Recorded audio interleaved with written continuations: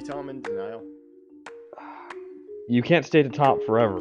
I was also very surprised when I looked at my phone and saw Joe Girardi dismissed. Well, I think mine were with common sense. I think now belongs in the all-time greats top 10. Boston, I really think only got to this point because of a guy named Chris Middleton being out for the Bucks. That power play just was unbearable. It was humming.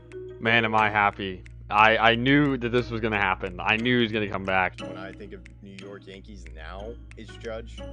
Probably people in the past when Jeter was coming up. I would be shocked. A little bit hurt.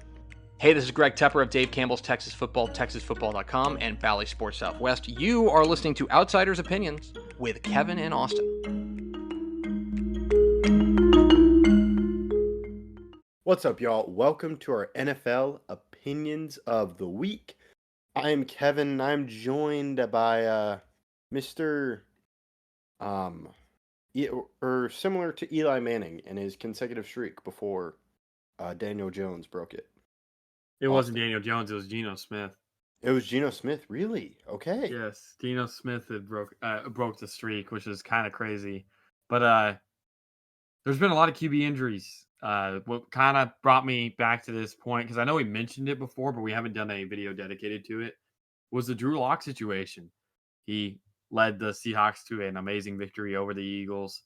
Haven't liked that very much. But there's been a lot of injuries. Geno's missed his last 2 games with a plethora of injuries. Jalen Hurts, I know he was sick, but he almost missed that game. We could talk about Kirk Cousins, Joe Burrow, Justin Herbert. Jimmy Garoppolo was hurt for a while there, even though he's not like the name brand guy. Aaron Rodgers was hurt. You got Or Stroud. is hurt. Say again? You got Stroud injury? I know it's concussion, but that's still an injury. That's a Stroud. You had Tannehill down for a little bit. Yeah, Tannehill was hurt. Now he's replaced, but he was hurt. Yeah. There's been a lot of QBs that have missed time with injury. Oh, Justin Fields? Yes, agree. Do we think this is a trend, Kevin? Do you think that this will continue where a lot of very, like, Pro Bowl level, like, Kirk Cousins could have made the Pro Bowl this year. Herbert could have made the Pro Bowl this year. Burrow, Rodgers. There's a lot of almost Pro Bowl level or Pro Bowl level quarterbacks that are missing a lot of time. I'm going to say it's not a trend. I think it seems just like a fluky year. Because they're all very different injuries, except Rodgers and Cousins, because they're both in Achilles. That's both Achilles. And we've seen some concussion issues as well with some players. Because I know that Derek Carr also got hurt. He's another QB that got hurt. He's missed some time. It is a crazy amount of QBs. There have been ankle injuries because Anthony Richardson. Yes, because Lawrence. Do you count Lawrence as injured, even though he played? You have to miss a game. Okay. I mean, all QBs deal with some form of being hurt at times, but it's really when you cross the level of needing to miss a game that I would say hurt. Yeah. If it was like the same type of injury, then I would be concerned. But it just seems like a fluky year because Burrow's injury was just weird with the thumb thing. Because he had dealt with a calf, and then just the thumb, and he's like, that was so weird. That was so weird. And then it's Kenny Pickett got hurt. Yes. There's been so many Deshaun Watson. Yes. That entire Pickett, Watson. Okay, everybody besides Lamar in that division, their QBs got hurt. Bengals QB, Steelers QB, Browns QB. Yeah. So that entire division. Say again. Browns have had. Yeah, but they only missed QBs. 1 because of injury. Only Deshaun missed because of injury. Steelers have had 2. They're about to have 3, and then Bengals have had 2. Yes, even though a couple guys have stepped in, like AJ McCarron played a couple snaps, and same thing with Mason Rudolph last week already. But yes, it's that the health matters. The best skill is availability. It's the best trait. It's what you need to survive. Even though some of them were fluky injuries that you could not have avoided, being on the field matters and it helps your team win games. That's why I'm happy that Jordan Love's been as healthy as he has been. This is a growth year. Again, he could play poorly the rest of the year. Next year's his year, and I'm just glad he's staying healthy so that he can get everything out of this season that he possibly can to learn, because next year's the year we're going to need him to really take that next step. Yeah, that's fair to say. And I think it also maybe you talked about in our MVP video, the quarterback, the drop in starter to backup. Do we see teams start to focus more on the backup QB?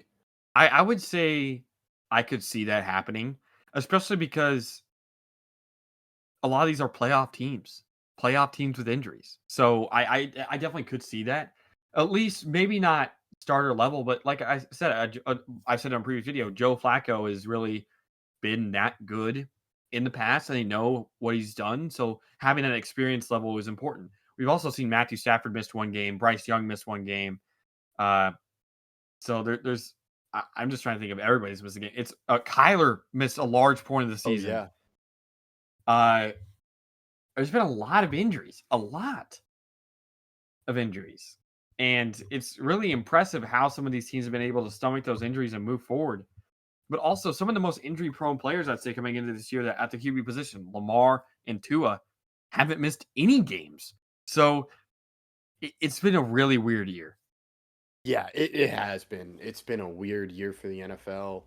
And I do think maybe they start drafting guys or maybe they sign guys. Like, I think Drew Lock is a pretty good backup QB.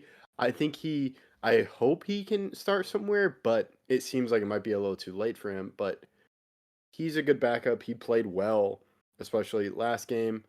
But it's something to where I don't think teams will be like, oh, yeah, it's just a backup QB. We don't need to worry about that. No, they'll be more focused on it because even last year, Cooper Rush filled in for Dak, and that really helped that Cowboys season. Yeah, and Cooper Rush kind of solidified himself in the league, like at least as a backup level player. Yeah. And so maybe we see more teams sign someone, a guy that's been there for a while, like a Drew Lock. I'm trying to think. I don't want to put Baker in that category because he's still a starter and he's played well with the Bucks. So I don't view Baker as that. I'm trying to think what other. There really isn't another young guy. I think Jacoby Brissett's a great backup. I agree. Jacoby Brissett came in for Sam Howell after Howell was getting sacked out of his mind and played really well at the end of that Commanders-Rams game. Yeah, and if you look at the Jets, like Rodgers being out, like they're just like, yeah, we'll have Zach Wilson as a backup. Well, do you really trust Zach Wilson? Even though they rode with him, I don't believe they trusted him. I think they should have made a move, but like if they just have a backup guy, because Joe Flacco was on the roster last year, what happens if they kept Joe Flacco? Are you talking about the Jets? Yeah, the Jets. What happens if they kept Joe Flacco for this year? He's the backup. And when Rodgers goes down, I think Flacco would play better than Zach Wilson. Yeah, there's no way to prove that, though. And that's why you got to keep him because of the... But their O-line's been so bad. It's been horrible. But I just think, what happens if you have a better backup? Maybe the Jets are still in contention. Well, and really something that I'm starting to consider more is a lot of these teams have decided to avoid going all in on a line because they need to bolster other positions. I'm really looking at the Bengals here and maybe the Jets as well. You really do have to focus on that if you want to keep your QB healthy. We've seen constant QB injuries with Burrow. Maybe not all of them are contact, but Burrow gets hit a lot. And these players that get sacked a lot. Tommy DeVito got hurt in the last game for the Giants. I mean, Daniel Jones, another player that got hurt towards ACL. But those injuries, the more you get hit, the more you get sacked, the more you get injured. There is definitely a trend there, and you have to avoid that. And that's what I think Brady was so good at, is getting away. People are like, oh, he's a check down merchant. Oh, he gets rid of the ball so quickly. That's the point. Brady knew that his best attribute was being available, never getting hurt besides his one ACL injury. That's the only time he missed games, and his suspension that was not supposed to be, or that shouldn't have been a suspension. But that's neither here nor there. Besides the 1 year that he had an ACL tear, he played every other season. That's because he took care of himself, but also because he knew that he couldn't take hits consistently. Like he would get sacked and whatever, but he'd protect himself, and he knew that if he got sacked, there was a chance that something out of his control would happen. And a lot of these injuries happen on sacks that we've seen, whether it's the concussion with Stroud when he's getting hit really, really hard, or the sack with Rodgers where he obviously tore his Achilles. You can't control everything when you get sacked. So avoiding that is very important. Yeah, I agree, and I think it goes into a training aspect because Brady, of course, was at the height of that. I also like how, even though Kirk Cousins got injured this year, but in just the quarterback show, how they showed what Mahomes does with his trainer and the weird stuff he did where they put his body into weird positions and put pressure. You saw Cousins just work on his body and deal with the injuries. So I do think it goes into a training aspect, and I think some players like Joe Burrow had a shortened off season because of the calf, or shortened preseason because of the calf. Rodgers didn't play at all in the preseason. Um, so there's that. And then you also have running QBs like Stroud. He took more hits. And just putting, like you mentioned, putting your body at risk. And I think once they get older, teams become more careful with that. Like we don't see Lamar Jackson going out of the pocket too much now. He's been much more safe and he's taking care of himself, and a lot of credit to him because he knows that he needs to be healthy for the Ravens to be good. Yeah, so I think that's I think you bring up some great points, and to me, it's just a fluke year, and some could be maybe we see quarterbacks start training more, or we start seeing a development of O line and in placing that importance on it for other teams. Yeah, that's a great point. And that's all I got. I'll toss this over to you and let you close it out. Yeah, so do you guys think this is a fluke year, or are QB injuries on the rise for here to come? Thank you guys for listening.